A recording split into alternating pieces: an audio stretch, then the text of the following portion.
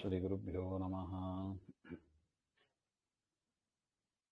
ಶ್ರೀಯರಸಗಾಂಗೇಯನುತ ಕೌಂತೆಯ ವಂದಿತ ಚರಣ ಕಮಲದಳಾಯ ತಾಂಬಕರೂಪ ಚಿನ್ಮಯ ದೇವಕೀತನಯ ರಾಯ ರಘುಕುಲವರ್ಯ ಭೂಸುರ ಪ್ರಿಯ ಸುರಪುರ ನಿಲಯ ಚೆನ್ನಿಗರಾಯ ಚತುರೋಪಾಯ ರಕ್ಷಿಸು ನಮ್ಮ ನನವರತ.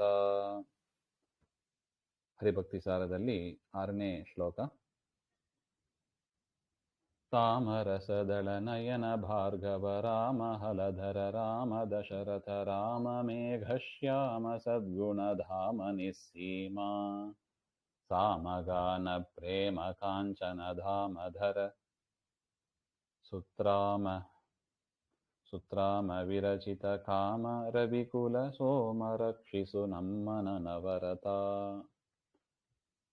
ಕಮಲದ ದಳದಂತೆ ವಿಶಾಲವಾದ ಕಣ್ಣುಗಳುಳ್ಳವನಾದ ಭಾರ್ಗವರಾಮ ಅಂದರೆ ಪರಶುರಾಮ ದೇವರೇ, ಹಲವನ್ನು ಧರಿಸಿದ ಬಲರಾಮನೇ, ದಶರಥನ ಮಗನಾಗಿ ಅವತಾರ ಮಾಡಿದ ಶ್ರೀರಾಮಚಂದ್ರನೇ, ಮೋಡದಂತ ಕಪ್ಪು ಬಣ್ಣ ಉಳ್ಳವನಾದ ಸದ್ಗುಣಗಳಿಗೆ ಆಧಾರನಾದ ಎಲ್ಲ ಕಡೆ ಇರುವವನಾದ ಮತ್ತೆ ಅಂತ ಇತಿಮಿತಿಗಳು ಇಲ್ಲದವನಾದ ಸಾಮಗಾನವನ್ನು ಮೆಚ್ಚುವವನಾದ ಚಿನ್ನದ ಉಡಿದಾರವನ್ನ ಧರಿಸಿದವನಾದ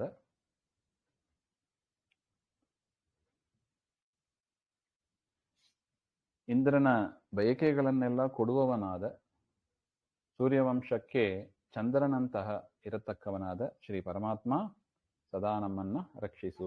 ಹಾಗೆ ಅಂತ ವಿಶೇಷ ಪದಗಳನ್ನು ಹೇಳುವುದಾದರೆ, ತಾಮರಸ ಅಂದ್ರೆ ಕಮಲ, ಕಮಲದಳ ಅಂದ್ರೆ ಅದು ವಿಶಾಲವಾಗಿ ಇರುತ್ತದೆ. ಅದೇ ರೀತಿಯಾಗಿ ಪರಮಾತ್ಮನ ಕಣ್ಣು ವಿಶಾಲವಾಗಿ ಇರುತ್ತದೆ, ಪುಂಡರೀಕಾಕ್ಷ ಅಂತ ಅರ್ಥ. ಇದು ಹರಿಯ ವಿಶೇಷ ಲಕ್ಷಣಗಳಲ್ಲಿ ಒಂದು. ಇನ್ನು ಬೇರೆ ದೇವತೆಗಳನ್ನು ನೋಡಿದರೆ ಶಿವನ ಕಣ್ಣಿಗೆ ಹೆಸರು ವಿರೂಪಾಕ್ಷ ಅಂತ. ಶಿವನಿಗೆ ಹೆಸರು ವಿರೂಪಾಕ್ಷ.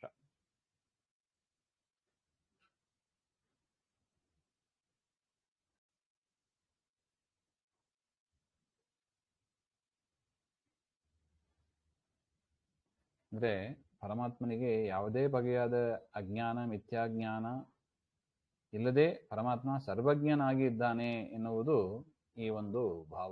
ಅಂತ ವಿಶಾಲವಾದ ದೃಷ್ಟಿ ಅಂತ ಅರ್ಥ, ವಿಶಾಲವಾದ ಜ್ಞಾನವುಳ್ಳವ ಅಂತನೂ ಒಂದು ಅರ್ಥ ಬರುತ್ತದೆ.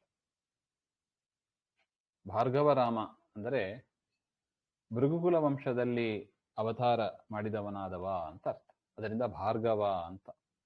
ಭೃಗುಕುಲದಲ್ಲಿ ಅವತಾರ ಮಾಡಿದ ಪರಮಾತ್ಮನ ರೂಪ ಅಂದ್ರೆ ಅದು ಪರಶುರಾಮ. ಇನ್ನು ಹಲಧರ ರಾಮ ಅಂತ ಇನ್ನೊಂದು ರಾಮ. ಹಲ ಅಂದ್ರೆ ನೇಗಿಲು, ಅದನ್ನು ಧರಿಸಿದವ ಹಾಗೆಂದ್ರೆ ಬಲರಾಮ, ಕೃಷ್ಣನ ಅಣ್ಣನಾಗಿ ಅವತಾರ ಮಾಡಿದಲ್ಲ. ಇದು ವಿಷ್ಣುವಿನ ಸಾಕ್ಷಾತ್ ರೂಪ ಅಲ್ಲ. ಪರಮಾತ್ಮ ದ್ವಾಪರ ಯುಗದಲ್ಲಿ ಅವತಾರ ಮಾಡಬೇಕಂದ್ರೆ 2 ಕೂದಲನ್ನ ತೆಗೆದುಹಾಕಿದ ಅಂತ. ಒಂದು ಕಪ್ಪು ಕೂದಲು, ಒಂದು ಕರಿ ಕೂದಲು. ಹಾಗೆ ಅಂತ ಕಪ್ಪಾದ ಕೂದಲೇ ಕೃಷ್ಣನಾಗಿ ಅವತಾರವಾದದ್ದು. ಇನ್ನು ಈ ಶುಕ್ಲಕೇಶ ಬಿಳಿ ಕೂದಲು ಅದು ಶೇಷದೇವರ ಅವತಾರರಾದ ಬಲರಾಮನಲ್ಲಿ ಸೇರಿತ್ತು. ಹಾಗೆ ಅಂತ. ಅದರಿಂದ ಸಾಕ್ಷಾತ್ ರೂಪ ಅಲ್ಲ, ವಿಶೇಷ ಸನ್ನಿಧಾನ ಇರತಕ್ಕ ರೂಪ ಹಾಗೆ ಅಂತ ಅರ್ಥ. ಪರಮಾತ್ಮನ ಸಾಕ್ಷಾತ್ ರೂಪ ಅಲ್ಲ.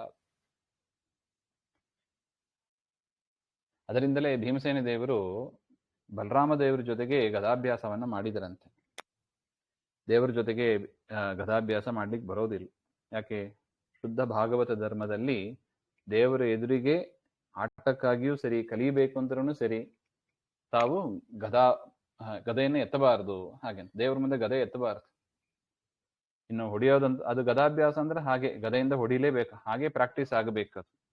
ದೇವರ ಎದುರಿಗೆ ಗದೆಯಿಂದ ಹೊಡಿಯಕ್ಕಾಗೋದಿಲ್ಲ ಅಂತ ಪರಮಾತ್ಮನ ಹತ್ರ ಗದಾಭ್ಯಾಸವನ್ನ ಕಲಿಯದೆ ಬಲರಾಮ ದೇವರ ಹತ್ರ ಕಲಿತರು. ಹಾಗೆ ಬಲರಾಮ ದೇವರ ಹತ್ರ ಕೂಡ ಯಾವಾಗ ಶುಕ್ಲಕೇಶ ಜಾಗರೂಕವಾಯಿತು ಆಗ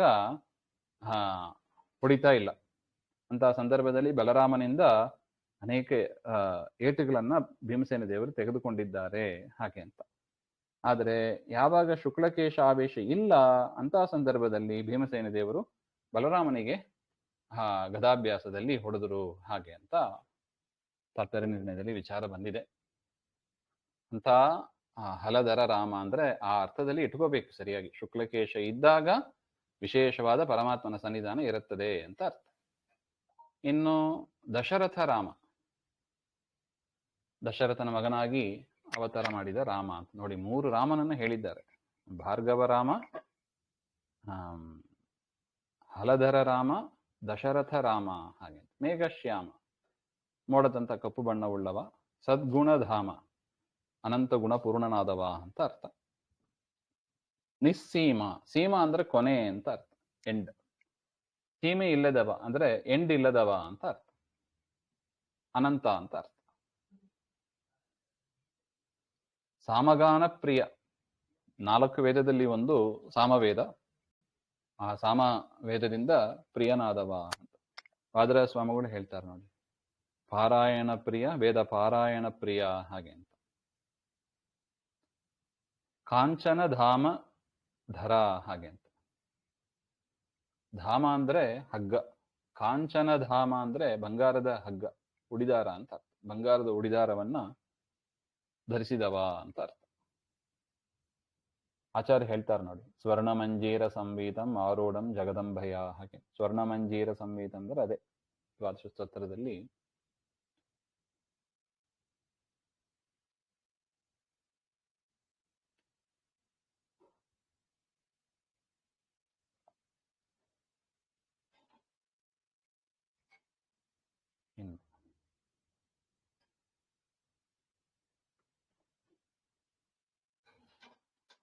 ಸುತ್ರಾಮ ವಿರಚಿತ ಕಾಮ ಅಂತ. ಸುತ್ರಾಮ ಅಂದ್ರೆ ಇಂದ್ರ ಅಂತ ಅರ್ಥ.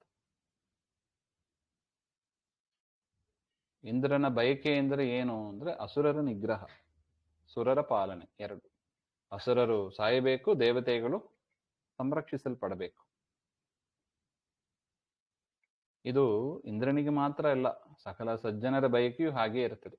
ನಮ್ಮ ಇಂದ್ರಿಯಗಳಲ್ಲಿ, ಮನಸ್ಸಿನಲ್ಲಿ ಇಬ್ರು ಇದ್ದಾರೆ, ದೇವತೆಗಳು ಇದ್ದಾರೆ, ಅಸುರರು ಇದ್ದಾರೆ. ವಿಶೇಷವಾಗಿ ಅಸುರರು ಸಾಯಬೇಕು, ದೇವತೆಗಳು ಸಂರಕ್ಷಿಸಲ್ಪಡಬೇಕು, ಆಗಲೇ ನಮ್ಮ ಸಾಧನೆ ಆಗೋದು. ಈ ರೀತಿಯಾಗಿ ಆ ದೇವತೆ ಇಂದ್ರಾದಿಗಳ ಬಯಕೆಯನ್ನ ಪೂರ್ಣ ಮಾಡುವವ ಅಂತ ಅರ್ಥ.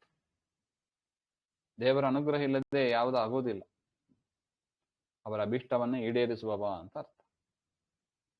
ರವಿಕುಲ ಸೋಮ ಹಾಗೆ. ರವಿಕುಲ ಅಂದ್ರೆ ಸೂರ್ಯವಂಶ, ಅದಕ್ಕೆ ಸೋಮ ಅಂದ್ರೆ ಚಂದ್ರ ಅಂತ ಅರ್ಥ. ಅಂದ್ರೆ ಏನರ್ಥ?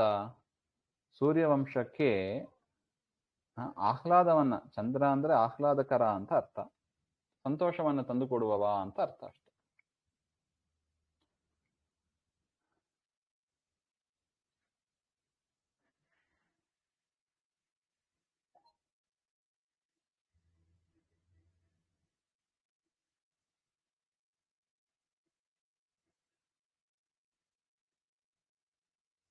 ತಾಮರಸದಳ ನಯನ ಭಾರ್ಗವ ರಾಮ ಹಲಧರ ರಾಮ ದಶರಥ ರಾಮ ಮೇಘಶ್ಯಾಮ ಸದ್ಗುಣಧಾಮ ನಿಸ್ಸೀಮ ಸಾಮಗಾನ ಪ್ರಿಯ ಕಾಂಚನ ಧಾಮಧರ ಸುತ್ರಾಮ ವಿನಮಿತ ನಾಮ ರವಿಕುಲ ಸೋಮ ರಕ್ಷಿಸು ನಮ್ಮನ ನವರತ. ಶ್ರೀಮಧ್ವಾಂತರ್ಗತ ಶ್ರೀಕೃಷ್ಣಾರ್ಪಣಮಸ್ತು. ಶ್ರೀಹರೇ ನಮಃ.